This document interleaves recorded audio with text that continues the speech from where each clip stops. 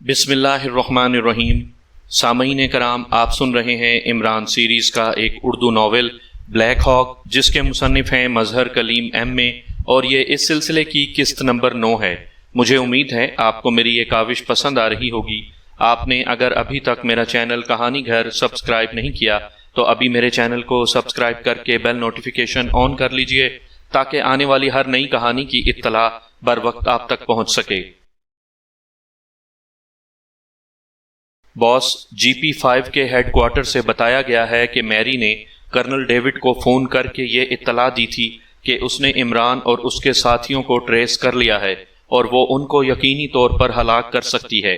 और साथ ही colonel David को ये भी बताया कि इमरान और उसके साथियों ने मशीनी काइट्स की मदद से काइट्स फेस्टिवल के दौरान रात के वक्त गवाम पहाड़ी पर उतरने और वहां ऑपरेशन करने की मंसूबा बंदी की है।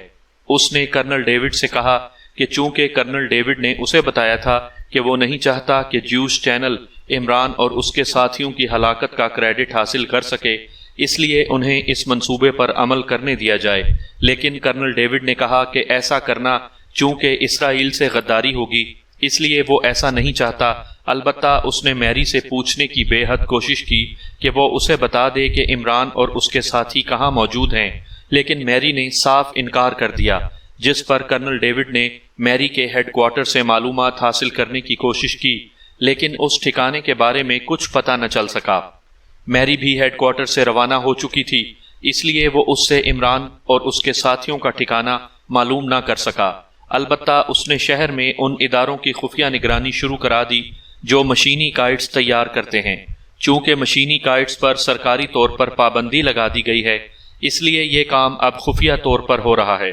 लेकिन जाहिर है GP5 से ये इदारे छुपे नहीं रह सकते, इसलिए इस वक्त पोजीशन ये है कि शहर के तमाम इदारों की GP5 निगरानी कर रही है, ताकि इमरान और उसके साथी जहां से भी मशीनी काइट्स हासिल करें उन्हें ट्रेस कर लिया जाए।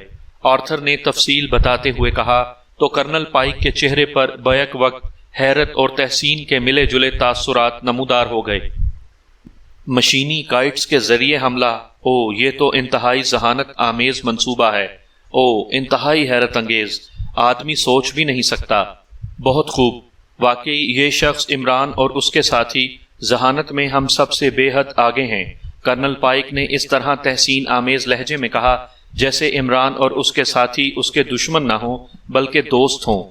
यस बॉस, मैं ये बात खुद सुनकर हैरान रह गया था। ये ऐसी बात है जिसका तसव्वुर भी नहीं किया जा सकता। बॉस, मेरा ख्याल है कि अब इमरान और उसके साथी इस मंसूबे पर अमल नहीं करेंगे, आर्थर ने कहा। वो क्यों? कर्नल पाइक ने चौंक कर कहा। वो इसलिए कि मैरी उनके हाथों हलाक हुई है, तो लाजमन मैरी से उन्होंने मालूम कर लिया होगा कि उसे मशीनी काइट्स वाले मंसूबे का इल्म हो चुका है और वो कर्नल डेविड को इस बारे में बता चुकी है। इन सब बातों के बावजूद इस मंसूबे पर अमल दरामद खुदकुशी के सिवा और क्या हो सकता है? आर्थर ने कहा। तुम्हारी बात दुरुस्त है, लेकिन मेरा ख्याल है कि ये तुम्हारा मफरूज़ा है, जबकि इमरान और उसके साथियों ने वाइट रिंग का हेडक्वार्टर तबाह ही इसीलिए किया होगा कि वो इस मंसूबे को लीक आउट ना होने देना चाहते होंगे। उनके ख्याल के मुताबिक मैरी के हेडक्वार्टर को इसका इल्म होगा, इसलिए उन्होंने हेडक्वार्टर तबाह कर दिया, वरना उन्हें एक गैर मुल्की एजेंसी का हेडक्वार्टर तबाह करने की क्या ज़रूरत थी? और फिर मैरी भी अहमक औरत थी जिसने इमरान और उसके साथियों को तरने वाला समझ लिया था। अगर इमरान और उसके साथी इतनी आसानी से हलाक किए जा सकते होते तो अब तक ना जाने कितनी बार हलाक हो चुके होते, कर्नल पाइक ने कहा। लेकिन बॉस, मेरा ख्याल दूसरा है, आर्थर ने कहा। तो कर्नल पाइक चौंक पड़ा। क्या? कर्नल पाइक ने चौंक कर कहा। मेरा ख्याल है बॉस कि इमरान और उसके साथियों ने वाइट रिंग के हेडक्वार्टर को इसलिए तबाह किया है कि वो अपना ठिकाना बचाना चाहते थे। उन्हें यकीन था कि मैरी ने अपने हेडक्वार्टर वालों को लाजमन ये बता दिया होगा कि इमरान और उसके साथियों का ठिकाना कहाँ है, आर्थर ने कहा। ओ हाँ, ऐसा भी हो सकता है, लेकिन अब मौजूदा सूरत हाल में हमें क्या करना चाहिए? कर्नल डेविड की फितरत को मैं अच्छी तरह समझता हूँ। वो कर्नल कार्टर को या लॉर्ड बूफमैन को उन मशीनी काइट्स वाले मंसूबे की हवा भी नहीं लगने देगा, और वो अगर शहर से इमरान और उसके साथियों को ट्रेस करके हलाक ना कर सका तो फिर वो GP5 के ग्रुप्स लेकर काइट फेस्टिवल पहुंच जाएगा اور وہاں عمران اور اس کے ساتھیوں کو ٹریس کر کے ہلاک کرنے کی کوشش کرے گا، جبکہ میرا خیال ہے کہ عمران اور اس کے ساتھی کرنل ڈیوڈ کے بس کا روگ نہیں، اس لیے لا محالہ وہ اپنے منصوبے پر عمل کر گزریں گے، اور اگر ایسا ہوگا تو گوام پہاڑی لازماً ان کے قبضے میں چلی جائے گی۔ کرنل پائک نے کہا، تو ہوتا رہے باس، اس سے ہمیں کیا فرق پڑتا ہے؟ گوام پہاڑی پر تو لیبارٹری موجود ہی نہیں ہے، اس لیے وہ وہاں قبضہ کر کے بھی اسرائیل کو کیا نقصان پہنچا سکتے ہیں؟ زیادہ سے زیادہ وہ کرنل کارٹر اور اس کے ساتھیوں کو ہلاک کر دیں گے۔ اگر وہ ایسا کریں گے تو لازمی بات ہے کہ جیوش چینل کا خاتمہ ہو جائے گا، اور یہ بھی ریڈ اتھارٹی کے حق میں ہی جائے گا۔ آرتھر نے جواب دیتے ہوئے کہا، نہیں آرتھر، یہ اسرائیل کے مفادات سے غداری کے مترادف ہوگا۔ یہ لوگ ابھی تک لیبارٹری کو اس گوام پہاڑی کے نیچے ہی سمجھ رہے ہیں، اور جب تک ایسا سمجھتے رہیں گے اصل لیبارٹری محفوظ رہے گی، اور کبھی نہ کبھی یہ بہرحال ہلاک ہو جائیں گے۔ لیکن اگر انہیں علم ہو گیا کہ یہاں لیبارٹری نہیں ہے تو پھر یہ اصل لیبارٹری کو ٹریس کر لیں گے، اور ہو سکتا ہے کہ یہ لیبارٹری کو تباہ کرنے میں کامیاب ہو جائیں۔ اس طرح اسرائیل کو ناقابل تلافی نقصان اٹھانا پڑے گا۔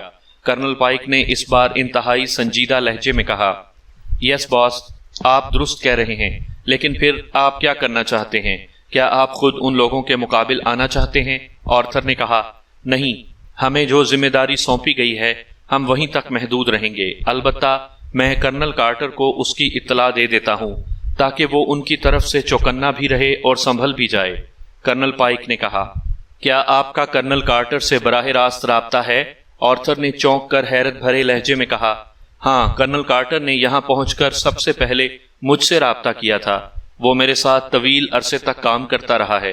اس نے مجھے اپنا خصوصی نمبر دیا تھا، کرنل پائک نے کہا، اور اس کے ساتھ ہی اس نے ریسیور اٹھا کر تیزی سے نمبر پریس کرنے شروع کر دیے۔ آخر میں اس نے خود ہی لاؤڈر کا بٹن بھی پریس کر دیا۔ یس، دوسری طرف سے ایک سخت سی آواز سنائی دی۔ کرنل پائک بول رہا ہوں، chief of red authority. Colonel Pike نے کہا، او کرنل پائک تم؟ میں کرنل کارٹر بول رہا ہوں، اچانک ہی تمہاری کال آ گئی ہے، خیریت؟ اس بار دوسری طرف سے بے تکلفانہ لہجے میں کہا گیا، عمران اور اس کے ساتھیوں کی تمہارے خلاف ایک اہم منصوبہ بندی کی مجھے اطلاع ملی ہے، میں نے سوچا کہ تمہیں مطلع کر دوں۔ کرنل پائک نے کہا، او کیا ہے وہ منصوبہ بندی؟ کرنل کارٹر نے چونک کر کہا تو کرنل پائک نے مشینی گائیڈز کے ذریعے گوام پہاڑی پر قبضہ کرنے کا سارا پلان تفصیل سے بتا دیا۔ ویری اسٹرینج، یہ تو واقعی حیران کن منصوبہ بندی ہے، میرے تو تصور میں بھی نہ تھا۔ ویری اسٹرینج، کرنل کارٹر نے کہا تو کرنل پائک بے اختیار مسکرا دیا۔ وہ عمران ایسا ہی آدمی ہے، انتہائی منفرد انداز میں پلاننگ کرتا ہے اور منفرد انداز میں کام کرتا ہے۔ کرنل پائک نے کہا، اس بات نے مجھے واقعی حیران کر دیا ہے۔ بہرحال تم نے اچھا کیا کہ مجھے بتا دیا، اب میں اس کا زیادہ اچھی طرح استقبال کروں گا۔ کرنل کارٹر نے کہا، استقبال؟ کیا مطلب؟ تم انہیں پہاڑی تک نہ پہنچنے دینا کرنل کارٹر، ورنہ تم نہیں جانتے کہ وہ لوگ کیا کر سکتے ہیں۔ کرنل پائک نے چونک کر کہا، تم فکر نہ کرو کرنل پائک، تم مجھے اچھی طرح جانتے ہو۔ اب میں اسے باقاعدہ پہاڑی پر اترنے کا موقع دوں گا، اس کے بعد ان کا جو حشر ہوگا وہ دنیا دیکھے گی۔ کرنل کارٹر نے کہا، تم نے جس انداز میں لفظ استقبال استعمال کیا تھا اس سے مجھے واقعی یہ شک ہوا تھا، لیکن میرا خیال ہے کہ تم یہ رسک نہ لو تو اچھا ہے۔ کرنل پائک نے مسکراتے ہوئے کہا، اس میں رسک تو اس وقت تھا کرنل پائک جب تک مجھے اس منصوبے کا علم نہ تھا، اب جب کہ مجھے اس کا علم ہو چکا ہے تو اب اس میں کیا رسک باقی رہ گیا ہے؟ اب میں اس کے مقابل باقاعدہ منصوبہ بندی کروں گا، پھر تم دیکھنا کہ اس کا کیا حشر ہوتا ہے۔ کرنل کارٹر نے جواب دیتے ہوئے کہا، ٹھیک ہے، تم اپنے بارے میں زیادہ بہتر سمجھ سکتے ہو، البتہ یہ بتا دوں کہ عمران کی اس منصوبہ بندی کا علم کرنل ڈیوڈ کو بھی ہو چکا ہے، اور جی پی 5 ان سب اداروں کی نگرانی کر رہی ہے جہاں مشینی کائٹس تیار کی جاتی ہیں، اور اگر وہاں سے اسے کچھ معلوم نہ ہو سکا تو وہ لازماً کائٹس فیسٹیول میں اپنے آدمیوں سمیت پہنچے گا، اور اس کی ہر ممکن کوشش ہوگی کہ وہ عمران اور اس کے ساتھیوں کو تم تک پہنچنے سے پہلے ہی چھاپ لے۔ کرنل پائک نے کہا، او اسے کیسے علم ہو گیا؟ کرنل کارٹر نے حیرت بھرے لہجے میں کہا تو کرنل پائک نے آرتھر سے سنی ہوئی تمام تفصیل دہرا دی۔ او اس کا مطلب ہے کہ یہ منصوبہ تکمیل تک نہیں پہنچے گا، کرنل کارٹر نے کہا۔ وہ کیسے؟ کرنل پائک نے حیرت بھرے لہجے میں کہا، عمران جیسے ذہین آدمی سے امید نہیں ہے کہ وہ ان حالات میں اس منصوبہ بندی پر عمل کرے۔ کرنل کارٹر نے کہا، ہاں اگر اسے یہ علم ہو گیا کہ کرنل ڈیوڈ کو اس کا علم ہو چکا ہے تو پھر وہ لامحالہ اسے ڈراپ کر دے گا، لیکن اگر اسے اس بات کا علم نہ ہو سکا تو پھر وہ لازماً اس پر عمل کرے گا۔ کرنل پائک نے کہا، اوکے ٹھیک ہے، بہرحال ہم پھر بھی محتاط رہیں گے۔ تمہارا شکریہ کرنل پائک کہ تم نے مجھے اس سے آگاہ کر دیا، کرنل کارٹر نے کہا۔ ایسی کوئی بات نہیں، یہ میرا فرض تھا، گڈ بائے، کرنل پائک نے کہا اور اس کے ساتھ ہی اس نے ریسیور رکھ دیا۔ باس اگر اجازت دیں تو میں بھی اپنے ساتھیوں کے ساتھ کائٹس فیسٹیول میں حصہ لوں، آرتھر نے کہا۔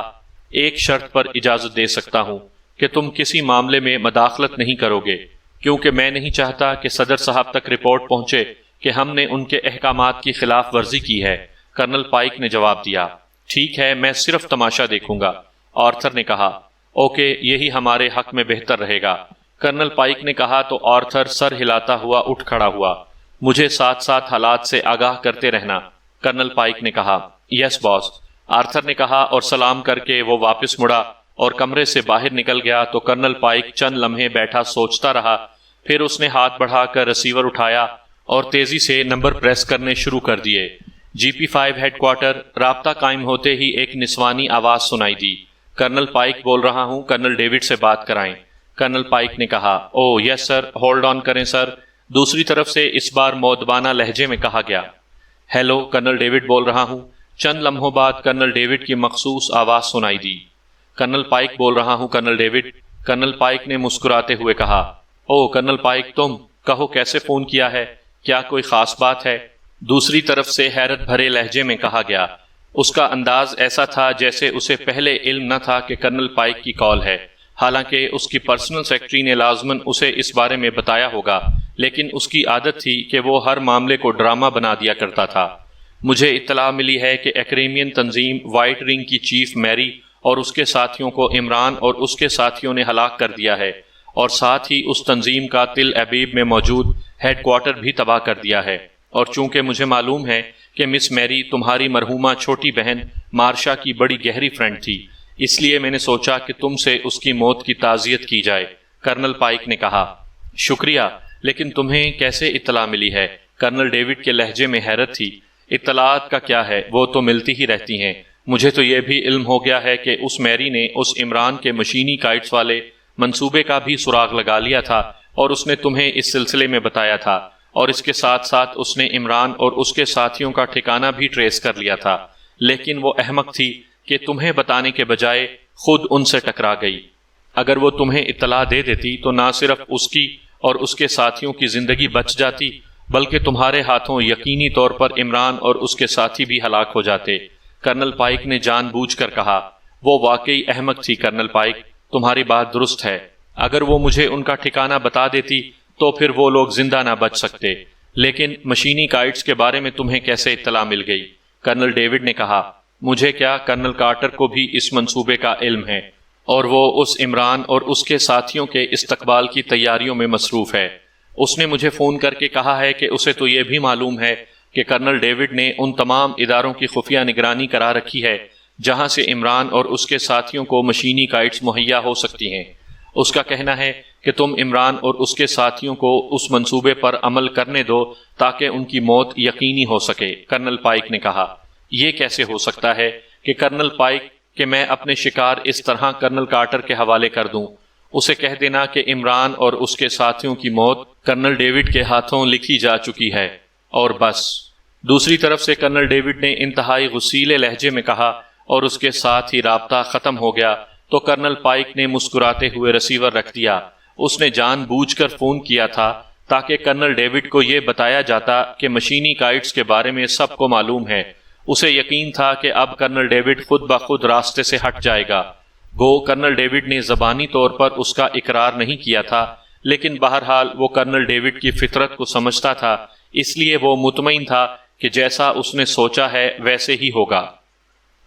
عمران اپنے ساتھیوں سمیت اسی رہائش گاہ میں موجود تھا جہاں میری اور اس کے ساتھیوں نے ریڈ کیا تھا، اور عمران نے میری اور اس کے ساتھیوں کو ہلاک کرنے کے ساتھ ساتھ میری کے ہیڈ کوارٹر کو صرف اس لیے تباہ کر دیا تھا کہ اس طرح اس کا یہ ٹھکانہ محفوظ رہ سکے، اور پھر واقعی ایسا ہی ہوا تھا۔ لیکن مشینی کائٹس کے سلسلے میں وہ ابھی تک تذبذب میں تھا۔ یہ ایسا شاندار منصوبہ تھا کہ اس کا جی بار بار یہی چاہتا تھا کہ اس منصوبے پر عمل کر گزرے۔ گو سعید نے اسے یہ نہیں بتایا تھا کہ وہ نمونے کے طور پر مشینی کائٹس کہاں سے لے آیا تھا، لیکن اسے معلوم تھا کہ اگر وہ کوشش کرے تو اس بارے میں معلومات حاصل کی جا سکتی ہیں، کیونکہ شیخ سالم کے اڈے کا آدمی اسدی جو اس سعید کا عزیز تھا خاصا باخبر آدمی تھا، اور اسے یقین تھا کہ اگر وہ اسدی سے معلومات حاصل کرے تو اسے اس بارے میں معلومات مل سکتی ہیں۔ لیکن وہ کرنل ڈیوڈ کی فطرت کو اچھی طرح جانتا تھا کہ اسے معلوم تھا کہ کرنل ڈیوڈ نہ صرف ایسے اداروں کی نگرانی کروا رہا ہوگا جہاں سے یہ مشینی کائٹس مہیا ہو سکتی ہیں، بلکہ وہ لازماً کائٹس فیسٹیول میں بھی اپنے گروپ کو لے کر موجود ہوگا۔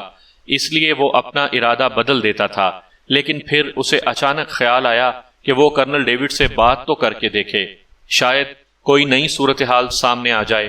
چنانچہ یہ سوچ کر اس نے ریسیور اٹھایا اور انکوائری کے نمبر پریس کر دیے۔ Enquiry please. رابطہ قائم ہوتے ہی دوسری طرف سے انکوائری آپریٹر کی آواز سنائی دی۔ جی پی 5 کے ہیڈ کوارٹر کا نمبر دیں، عمران نے کہا، تو دوسری طرف سے فوراً نمبر بتا دیا گیا۔ عمران نے شکریہ ادا کر کے کریڈل دبایا اور پھر ہاتھ اٹھا کر جب ٹون آ گئی تو اس نے انکوائری آپریٹر کا بتایا ہوا نمبر پریس کر دیا۔ جی پی 5 ہیڈ کوارٹر۔ رابطہ قائم ہوتے ہی ایک نسوانی آواز سنائی دی۔ ملٹری سیکرٹری ٹو پریزیڈنٹ بول رہا ہوں، کرنل ڈیوڈ سے بات کرائیں۔ عمران نے لہجہ بدل کر بات کرتے ہوئے کہا، یس سر، ہولڈ آن کیجئے سر۔ دوسری طرف سے مؤدبانہ لہجے میں کہا گیا، کرنل ڈیوڈ بول رہا ہوں، چیف آف جی پی 5۔ چند لمحوں بعد کرنل ڈیوڈ کی مخصوص آواز سنائی دی، صدر صاحب سے بات کریں۔ عمران نے ملٹری سیکرٹری کے لہجے اور آواز میں کہا، یس سر، میں کرنل ڈیوڈ بول رہا ہوں جناب۔ دوسرے لمحے کرنل ڈیوڈ نے انتہائی مؤدبانہ لہجے میں کہا، کرنل ڈیوڈ، عمران اور اس کے ساتھیوں کے بارے میں کیا رپورٹ ہے؟ عمران نے اس بار اسرائیل کے صدر کے مخصوص لہجے میں بات کرتے ہوئے کہا، سر، ان کے بارے میں اطلاعات مل رہی ہیں اور ہم ان کے گرد گھیرا ڈال رہے ہیں۔ میں جلد ہی آپ کو خوشخبری سناؤں گا۔ کرنل ڈیوڈ نے بڑے پرجوش لہجے میں کہا، مجھے اطلاع دی گئی ہے کہ عمران اور اس کے ساتھیوں نے کسی ایکریمین ایجنسی پر حملہ کیا ہے، اس بارے میں کیا آپ کو علم ہے؟ عمران نے کہا، یس سر، یہاں ایکریمین مفادات کا تحفظ کرنے والی ایک تنظیم وائٹ رنگ کام کر رہی ہے۔ اس کی چیف مس میری تھی۔ مس میری کو بھی اس عمران اور اس کے ساتھیوں سے کوئی پرانا بدلہ چکانا تھا۔ اسے علم ہو گیا کہ عمران اور اس کے ساتھی یہاں موجود ہیں، تو اس نے اپنے طور پر انہیں ٹریس کیا اور پھر خود ہی ان پر حملہ کر دیا، جس کے نتیجے میں وہ خود بھی ماری گئی اور اس کا ہیڈ کوارٹر بھی تباہ ہو گیا۔ کرنل ڈیوڈ نے اپنے آپ کو علیحدہ رکھتے ہوئے جواب دیا، اگر وہ عمران اور اس کے ساتھیوں کو اتنی آسانی سے ٹریس کر سکتی ہے تو آپ بھی تو کر سکتے ہیں۔ عمران نے صدر کے مخصوص لہجے میں کہا، سر، اسے اتفاق سے عمران کی ایک منصوبہ بندی کا علم ہو گیا تھا۔ اس نے مجھ سے بات کی کہ وہ چاہتی ہے کہ عمران اور اس کے ساتھی اس منصوبے پر کام کریں، لیکن میں نے اسے منع کر دیا، کیونکہ اگر وہ کامیاب ہو جاتے ہیں تو اس سے اسرائیل کو انتہائی نقصان پہنچتا۔ پھر میں نے اس سے معلوم کرنے کی کوشش کی کہ عمران اور اس کے ساتھی کہاں موجود ہیں، لیکن اس نے کچھ نہیں بتایا اور بعد میں ماری گئی۔ کرنل ڈیوڈ نے گول مول سا جواب دیتے ہوئے کہا اور عمران بے اختیار مسکرا دیا۔ کیسی منصوبہ بندی؟ عمران نے جان بوجھ کر پوچھا اور جواب میں کرنل ڈیوڈ کو مشینی کائٹس کے بارے میں بتانا پڑا۔ اوہ، پھر آپ نے کیا کیا ہے اس سلسلے میں؟ عمران نے پوچھا۔ جناب، میں ان سب اداروں کی خفیہ نگرانی کروا رہا ہوں جو خفیہ طور پر مشینی کائٹس تیار کرتے ہیں، اس لیے تو میں نے عرض کیا تھا کہ میں عمران اور اس کے ساتھیوں کے گرد گھیرا تنگ کر رہا ہوں۔ اگر وہ یہاں نہ پکڑے گئے تو پھر میں اپنے گروپ سمیت کائٹ فیسٹیول میں پہنچوں گا اور یقینی طور پر ان کا خاتمہ کر دوں گا۔ کرنل ڈیوڈ نے کہا، یہ تو انتہائی خوفناک منصوبہ ہے، اس کا علم تو کرنل کارٹر کو بھی ہونا چاہیے۔ عمران نے کہا، مجھے ابھی تھوڑی دیر پہلے کرنل پائک کا فون آیا تھا، انہوں نے بتایا ہے کہ اس کا علم کرنل کارٹر کو ہو چکا ہے اور وہ اس سلسلے میں منصوبہ بندی کر رہے ہیں، لیکن جناب، مجھے معلوم ہے کہ عمران اور اس کے ساتھی کرنل کارٹر یا کرنل پائک کے بس کا روگ نہیں ہے۔ ان کی جب بھی موت آئے گی تو کرنل ڈیوڈ کے ہاتھوں ہی آئے گی۔ کرنل ڈیوڈ نے کہا، اسی لیے تو میں بھی مطمئن ہوں، لیکن آپ بھی پوری طرح ہوشیار رہیں۔ عمران نے کہا اور اس کے ساتھ ہی اس نے ریسیور رکھ کر ایک طویل سانس لیا، کیونکہ اب اس منصوبہ بندی پر عمل کرنا سوائے حماقت کے اور کچھ نہ تھا۔ نہ صرف کرنل ڈیوڈ بلکہ کرنل پائک اور کرنل کارٹر عرف بلیک ہاک تک اس کو علم تھا۔ اسے اس بات پر قطعاً حیرت نہ ہوئی تھی کہ کرنل پائک اور کرنل کارٹر کو اس کا علم کیسے ہوا ہے، کیونکہ اسے معلوم تھا کہ ان سب نے ایک دوسرے کی تنظیموں میں اپنے اپنے مخبر بنا رکھے ہیں جو انہیں ایسی اطلاعات دیتے رہتے ہیں۔ عمران صاحب، آپ کے چہرے پر الجھن کے تاثرات ہیں، کیا کوئی خاص بات ہے؟ اچانک صفدر نے کمرے میں داخل ہوتے ہوئے کہا۔ عمران کے باقی ساتھی اپنے اپنے کمروں میں تھے، جبکہ عمران اکیلا سٹنگ روم میں بیٹھا تھا۔ صفدر کی ڈیوٹی باہر نگرانی پر تھی۔ ہاں، میں سوچ رہا ہوں کہ اب خاموشی سے اٹھوں اور واپسی کا سفر شروع کر دوں، عمران نے سنجیدہ لہجے میں کہا تو صفدر بے اختیار مسکرا دیا۔ تو پھر میں یہ خوشخبری سارے ساتھیوں کو سنا دوں؟ صفدر نے مسکراتے ہوئے کہا۔ خوشخبری؟ تم اسے خوشخبری کہہ رہے ہو؟ جبکہ میرے خیال میں یہ ہمارے لیے بلیک وارنٹ کی حیثیت اختیار کر جائے گی، عمران نے منہ بناتے ہوئے کہا۔ کیوں؟ کوئی ضروری تو نہیں ہے کہ ہر مشن کامیاب ہو سکے، صفدر نے جان بوجھ کر کہا تو عمران بے اختیار ہنس پڑا۔ کاش یہی بات تمہارا چیف سمجھ لیتا تو مجھے اس طرح ہر مشن کو کامیاب کرانے کے لیے جان کی بازی تو نہ لگانا پڑتی، لیکن وہ تو یہ بات سمجھتا ہی نہیں، عمران نے منہ بناتے ہوئے کہا۔ آپ کو آخر اس قدر خوف کیوں ہے؟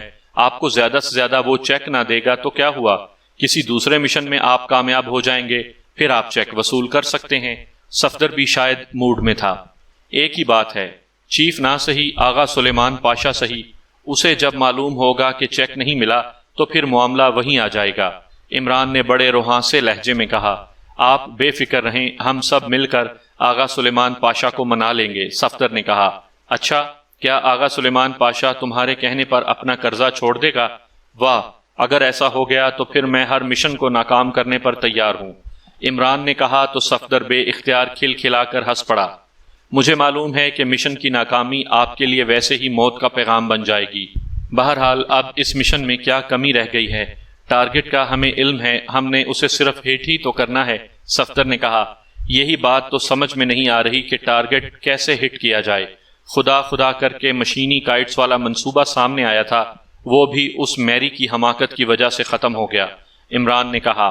میرا خیال ہے کہ آپ نے خواہ یہ فرض کر لیا ہے کہ میری نے کرنل ڈیوڈ کو اس بارے میں بتایا ہے، اس بار صفدر نے سنجیدہ لہجے میں کہا۔ اب صرف کرنل ڈیوڈ ہی نہیں بلکہ آدھے تل ابیب کو اس کے بارے میں علم ہو چکا ہے، عمران نے کہا تو صفدر بے اختیار اچھل پڑا۔ کیا مطلب؟ کیا واقعی؟ صفدر نے حیرت بھرے لہجے میں کہا اور عمران نے اسے کرنل ڈیوڈ سے ہونے والی ساری بات بتا دی۔ اوہ، آپ نے اچھا کیا کہ اس انداز میں چیکنگ کر لی، ورنہ تو یہ منصوبہ ہمارے لیے واقعی موت کا پھندا بن جاتا، صفدر نے کہا۔ لیکن اب مسئلہ یہ ہے کہ ہم نے بہرحال اس ٹارگٹ کو ہٹ کرنا ہے، کیسے کیا جائے؟ عمران نے کہا۔ عمران صاحب، کیا ایسا نہیں ہو سکتا کہ ہم دور سے کسی طرح پہاڑی پر بے ہوش کر دینے والی گیس فائر کر دیں؟ کیا ایسا کوئی طریقہ نہیں ہو سکتا؟ صفدر نے کہا تو عمران بے اختیار چونک پڑا۔ اوہ، واقعی ایسا ہو سکتا ہے، لیکن عمران نے چونک کر کہا۔ کیا مجھے بتائیں کہ آپ کے ذہن میں کیا آ رہا ہے؟ صفدر نے اشتیاق آمیز لہجے میں کہا۔ بے ہوش کر دینے والی گیس کے کیپسول عام کائٹ، میرا مطلب ہے پتنگ کے ذریعے بھی تو وہاں پہنچائے جا سکتے ہیں۔ کائٹ فیسٹیول میں آسمان پر سینکڑوں کائٹس اڑ رہی ہوں گی اور ان کی توجہ بہرحال مشینی کائٹس پر ہی ہوگی، عمران نے کہا۔ آپ کا مطلب ہے کہ کسی عام سی پتنگ کے ساتھ یہ کیپسول باندھ کر اس پتنگ کو پہاڑی پر غوطہ دے کر اس کیپسول کو پھاڑا جائے؟ ہاں، ایسا ہو سکتا ہے، صفدر نے مسرت بھرے لہجے میں کہا۔ لیکن اگر ایسا ہو جائے تو پھر بھی اصل مسئلہ تو اندر جانے کا ہے، وہ کیسے حل ہوگا؟ عمران نے کہا۔ ایک سائیڈ سے ایسا کر کے دوسری سائیڈ سے اندر داخل ہوا جا سکتا ہے، صفدر نے کہا۔ نہیں، وہاں پہاڑی پر کھلی ہوا ہوگی، اس لیے گیس کا اثر تھوڑی دیر کے لیے تو ہوگا لیکن زیادہ دیر تک قائم نہ رہے گا۔ پھر کرنل ڈیوڈ اور اس کے آدمیوں کے علاوہ بلیک ہاک بھی پوری طرح چکنا ہوگا، اور یہ بھی ہو سکتا ہے کہ انہوں نے گیس ماسک پہننے کا باقاعدہ انتظام کر لیا ہو، عمران نے کہا۔ ہاں، آپ کی بات درست ہے۔ پھر؟ صفدر نے کہا۔ بس اسی پھر کے چکر میں تو گھن چکر بنا بیٹھا ہوں، عمران نے منہ بناتے ہوئے کہا۔ تو پھر آخری صورت تو وہی ڈائریکٹ ایکشن والی ہی رہ جاتی ہے، صفدر نے کہا۔ نہیں، ان حالات میں وہاں ڈائریکٹ ایکشن سب سے بڑی حماقت ثابت ہوگی۔ ہم نے صرف گوام پہاڑی پر قبضہ نہیں کرنا بلکہ اس کے نیچے لیبارٹری کو بھی تباہ کرنا ہے، عمران نے کہا۔ عمران صاحب، کیا ایسا نہیں ہو سکتا کہ ہم لوگ لارڈ بوفمین کے محل پر حملہ کر دیں اور پھر لارڈ بوفمین کے نام سے اس کرنل کارٹر اور اس کے ساتھیوں کو وہاں سے محل میں بلوا کر ان کا خاتمہ کر دیں؟ اس طرح ہم آسانی سے اندر داخل ہو سکتے ہیں۔ صفدر نے کہا، نہیں، یہ لمبا کھیل بن جائے گا۔ البتہ یہ ہو سکتا ہے کہ لارڈ بوفمین وہاں جائے اور پھر وہاں صورتحال کو کنٹرول کر لے، لیکن مسئلہ پھر وہیں آ جاتا ہے کہ لارڈ بوفمین وہاں جائے کیسے، کیونکہ اب تک لارڈ بوفمین سے ہماری ملاقات ہی نہیں ہو سکی۔ عمران نے کہا، کیا صدر یا چیف سیکرٹری یا ڈیفنس سیکرٹری وہاں نہیں جا سکتے؟ صفدر نے کہا، جا تو سکتے ہیں، لیکن ظاہر ہے لارڈ بوفمین کے بغیر انہیں مشکوک سمجھ لیا جائے گا اور بات وہیں آ جائے گی۔ عمران نے کہا، ایسی صورت میں تو واقعی واپسی کا بغل ہی بجایا جا سکتا ہے۔ صفدر نے بے اختیار ایک طویل سانس لیتے ہوئے کہا اور عمران بے اختیار ہنس پڑا۔ دوسرے لفظوں میں، تم مایوس ہو گئے ہو، حالانکہ مایوسی تو شیطان کا پھندا ہے۔ مسلمان تو کسی حالت میں بھی مایوس ہونا نہیں جانتا۔ عمران نے مسکراتے ہوئے کہا، آپ خود ہی تو مایوسی والی باتیں کر رہے ہیں۔ صفدر نے کہا، اچھا، کون سی بات؟ عمران نے لہجے میں حیرت پیدا کرتے ہوئے کہا، ہر بات کو آپ روک دیتے ہیں، پھر ظاہر ہے مایوسی ہی پھیلے گی۔ صفدر نے کہا، میں تو تمہیں سوچنے کا موقع دینا چاہتا تھا، اگر تم نہیں سوچنا چاہتے تو نہ سوچو اور باہر جا کر نگرانی کرو، یہ بھاری پتھر ظاہر ہے مجھے خود ہی اٹھانا پڑے گا۔ عمران نے کہا تو صفدر بے اختیار مسکرا دیا۔ عمران صاحب، تنویر کی بات درست ہے، زیادہ سوچنا آدمی کو واقعی ناکارہ بنا دیتا ہے۔ آپ اللہ کا نام لے کر چل پڑیں، راستے خود بخود قدرت بنا دے گی۔ صفدر نے کہا، جنت کی طرف جانے والا راستہ واقعی بن جائے گا۔ عمران نے کہا اور پھر فقرہ ختم ہوتے ہی وہ بے اختیار اچھل پڑا۔ اس کے چہرے پر یک لخت جوش کے تاثرات ابھر آئے۔ کیا ہوا؟ کیا کوئی خاص خیال آ گیا ہے ذہن میں؟ صفدر نے اشتیاق بھرے لہجے میں کہا، ارے ہم سامنے کی بات نظر انداز کر کے دور کی باتیں بیٹھے سوچ رہے ہیں اور مایوس ہو رہے ہیں۔ عمران نے کہا، سامنے کی بات کیا ہے؟ اس پر بھی تو روشنی ڈال دیجئے۔ صفدر نے مسکراتے ہوئے کہا، اندر جانے کے لیے پول والٹ کا استعمال بھی تو کیا جا سکتا ہے۔ عمران نے کہا، پول والٹ کیا مطلب؟ صفدر نے حیران ہو کر کہا، پول والٹ ایک گیم ہے جس میں لمبے سے لچکدار بانس کی مدد سے کھلاڑی کافی اونچائی پر موجود راڈ کو پار کرتا ہے۔ عمران نے کہا، ہاں یہ تو میں بھی جانتا ہوں، لیکن آپ کے ذہن میں کیا ہے؟ کیا آپ کا مطلب ہے کہ ہم سب پول والٹ کے ذریعے خاردار تاریں کراس کر کے اندر داخل ہوں؟ صفدر نے کہا، ہاں، اور یہ کام آسانی سے ہو سکتا ہے۔ عمران نے کہا، لیکن کیا وہ لوگ چیک نہ کر لیں گے؟ خاص طور پر چیک پوسٹ پر موجود افراد تو ہمیں دوسرا سانس بھی نہ لینے دیں گے۔ صفدر نے کہا، یہ اس صورت میں ہو سکتا ہے کہ جب ہم انہیں نظر آ رہے ہوں گے۔ اگر ہم سلیمانی ٹوپی پہن لیں تو پھر؟ عمران نے کہا تو صفدر بے اختیار ہنس پڑا۔ مطلب ہے کہ آپ کا ذہن کام نہیں کر رہا۔ صفدر نے کہا، کیوں؟ اس میں ذہن کے کام نہ کرنے کا اندازہ تم نے کیسے لگا لیا؟ عمران نے مسکراتے ہوئے کہا، آپ نے سلیمانی ٹوپی والی بات جو کی ہے۔ صفدر نے کہا، سلیمانی ٹوپی کا مطلب ہے کہ اس کو پہننے والا دوسروں کو نظر نہیں آتا، یہی ہے نا اس افسانوی سلیمانی ٹوپی کی خاصیت؟ عمران نے مسکراتے ہوئے کہا، جی ہاں، لیکن صفدر نے کہا، اگر ہم خاردار تار کے کسی بلب کو نکال کر اندر سکہ رکھ دیں اور پھر بلب لگا دیں تو پھر پورا سرکٹ آف ہو جائے گا، اور جب تک وہ سکہ نہ نکالا جائے گا سرکٹ آن ہی نہیں ہو سکتا۔ اس سے ظاہر ہے ہر طرف گھپ اندھیرا چھا جائے گا، اور دوسرے لفظوں میں ہم سلیمانی ٹوپیاں پہن چکے ہوں گے۔ زیادہ سے زیادہ وہ ایمرجنسی لائٹس آن کر لیں گے، لیکن جب تک ایسا ہوگا ہم پول والٹ کے ذریعے اندر پہنچ چکے ہوں گے۔ عمران نے کہا تو صفدر کے چہرے پر تحسین کے آثار نمودار ہو گئے۔ او واقعی، یہ واقعی قابل عمل آئیڈیا ہے۔ صفدر نے کہا، لیکن یہ آئیڈیا آج رات کو ہی قابل عمل ہے، کل نہیں۔ کل وہاں کائٹ فیسٹیول کی وجہ سے انتہائی ہنگامہ ہوگا اور ہمیں پول والٹ کا کھیل کوئی کھیلنے ہی نہ دے گا۔ اپنے ساتھیوں کو بلاؤ، ہمیں فوری تیاری کرنی ہے۔ عمران نے کہا، لیکن وہ بانس کہاں سے آئیں گے؟ اور پھر ہم بانس اگر کاروں پر رکھ کر لے گئے تو وہ دور سے ہی نظر آ جائیں گے۔ صفدر نے کہا، اب مصنوعی بانس ملتے ہیں جنہیں پارٹس میں تقسیم کیا جا سکتا ہے اور پھر جوڑا بھی جا سکتا ہے، اور ابھی شام نہیں ہوئی، ابھی مارکیٹیں کھلی ہوں گی، اس لیے بانس آسانی سے حاصل کیے جا سکتے ہیں، اور ظاہر ہے کھیلوں کا سامان فروخت کرنے والی دکانوں کی نگرانی نہ ہو رہی ہوگی۔ عمران نے کہا تو صفدر سر ہلاتا ہوا اٹھ کھڑا ہوا۔ اوکے، واقعی آپ کی بات درست ہے، واقعی ایک بار ہم اندر پہنچ گئے تو پھر ہم آدھا مشن مکمل کر لیں گے۔ صفدر نے کہا اور تیزی سے مڑ کر دروازے کی طرف بڑھ گیا۔